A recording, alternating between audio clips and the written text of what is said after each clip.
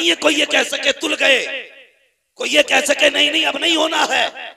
अल्लाह की तराजू है, नहीं महबूब कहेंगे फिर तोलो, फिर अमल तोले जा रहे हैं। अब जब अमल तोले जाएंगे तो अब गुनाह कम हो जाएंगे, नेकियां बढ़ जाएंगी, फरिश्ते कांपने लगेंगे। मालिक तराजू तेरी, फैसला तेरा, इंसाफ तेरा। अभी तोला तक गुनाह ज्यादा थे, अब तोल रहे हैं, अब नेकियां ज्यादा है।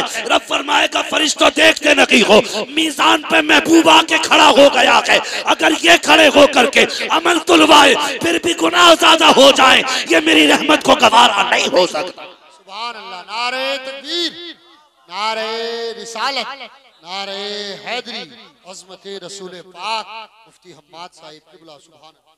ये उनके लहजे की धमक, अल्लाहू अकबर। वो पैगंबर, कभी आपने ना अपने चचा को अपने पीछे नहीं चलने दिया, नहीं चलने दिया। क्या फरमाया करते थे? आका फरमाते थे चचा मेरे पीछे ना चला करो, लोग कहते हैं आपकी शक्ल मेरे बाप अब्दुल्ला से मिलती है। जब तुम पीछे चलते हो तो लगता है कि अब्दुल्ला मेरे पीछे है। अल्लाहू अकबर। वो खुदा के वास्ते कदर करो बाप की भी, इज्जत करो बाप की भी। ये वो दरख्त है ना जो अपने जीते जी अपने बेटे पे कभी धूप नहीं पड़ने देता, औलाद पे कभी धूप नहीं पड़ने देता। ये वो दरख्त है जो अपनी औलाद पर धूप नहीं पड़ने देता। ये वो दीवार है जो अपने बाप अपनी औलाद तक किसी आंधी के झोंके को नहीं आने देता। बाप अगर घर में बिस्तर पे भी पड़ा है ना तो औलाद के लिए चट्टान होता है, चट्टान होता औलाद के लिए।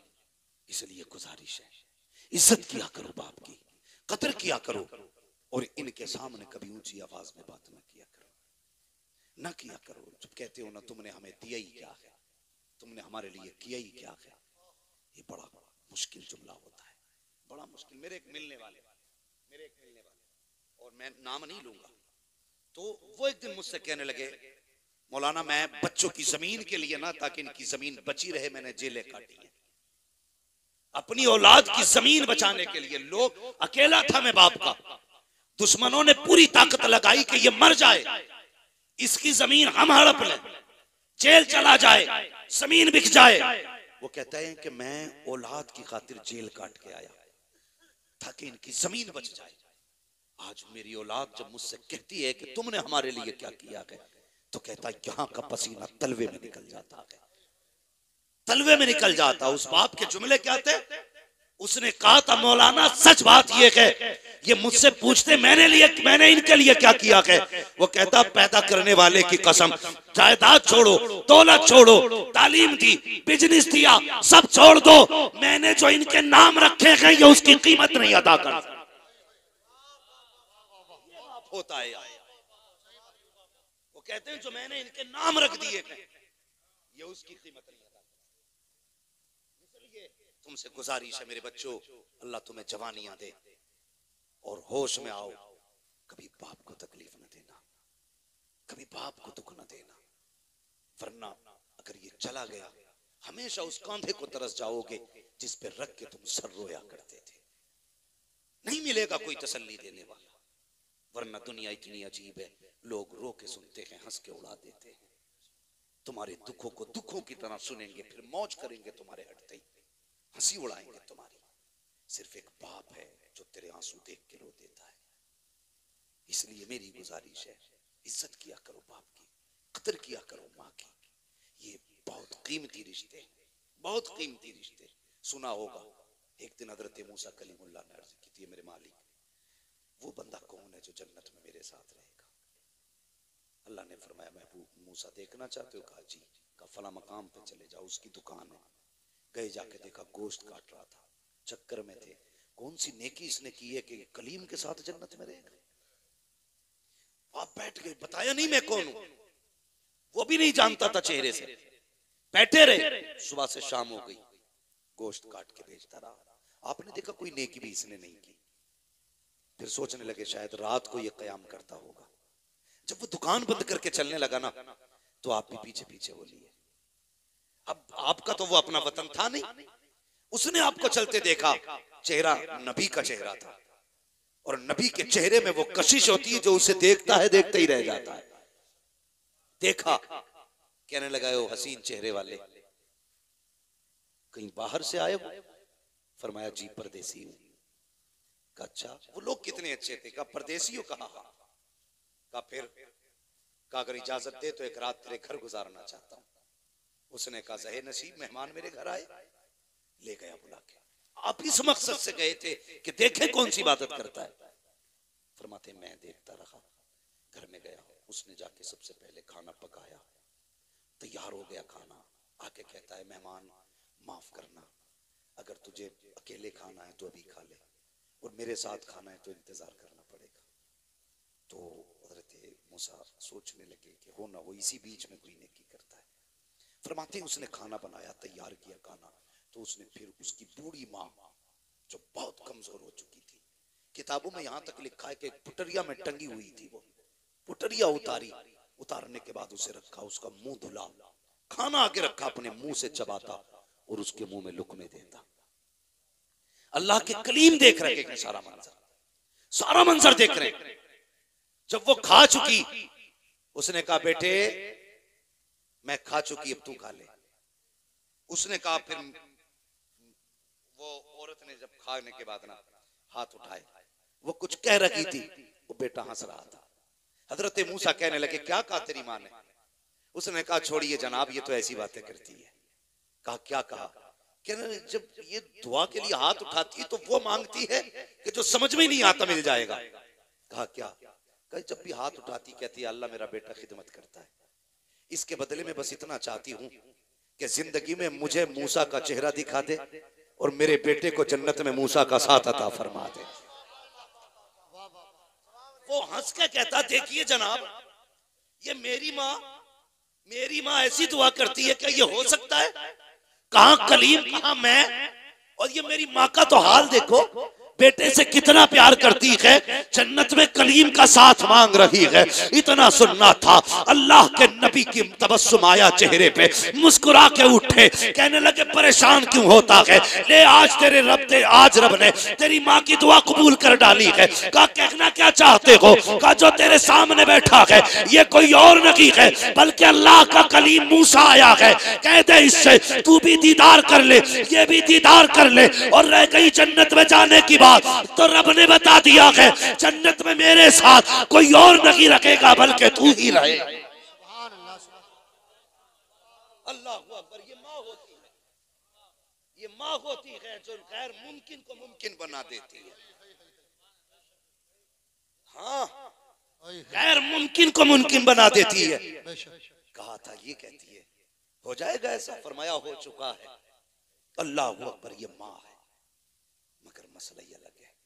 हम वहां जा रहे हैं तावीज कराने, जिसके हाथ में 10 अंगूठी हैं, बाल कमर तक हैं, ठीक है, और मूछें यहाँ तक आ रही हैं, दिल में नमाज पढ़ता है, जाहिर में खाना खा रहा है, यहाँ बैठे बैठे हरम के कुत्ते मार रहा है। उसके पास जा रहे हो भाई, उसके पास जा रहे हो? ये उलमा बैठे हैं, जिम्मेदारी के साथ कह रहा हूं।